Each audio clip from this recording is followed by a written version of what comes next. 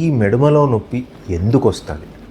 ఈ మెడమలో నొప్పి అనేది చాలా కారణాల వల్ల వస్తాయి, కానీ అన్ని దాంట్లో కంటే కామన్గా వచ్చే కారణాలు ఏంటి? Planter fasciitis.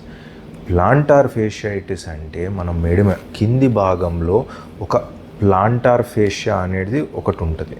అది ఉబ్బినప్పుడు లేకపోతే దానికి ఏమైనా దెబ్బ తగిలినప్పుడు వాచి దానివల్ల మనకి నొప్పి అనేది వస్తుంది. ఇదే కాకుండా బొక్క పెరిగింది అంటారు. మెడమ దగ్గర బొక్క పెరిగింది అని చాలామంది చెప్తుండొచ్చు. అంటే దాన్ని క్యాల్కేనియల్ స్పర్స్ అంటాము. అంటే బొక్క పెరిగిన దాన్ని స్పర్ అంటాం. సో ఇది కూడా నొప్పికి కారణం అవ్వచ్చు.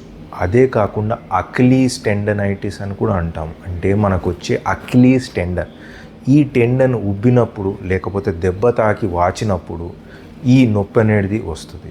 ఇదే కాకుండా బాగా వాకింగ్ చేసి బాగా స్ట్రెయిన్ చేసినప్పుడు స్ట్రెస్ ఫ్రాక్చర్స్ అనే కారణం వల్ల కూడా వస్తుంది.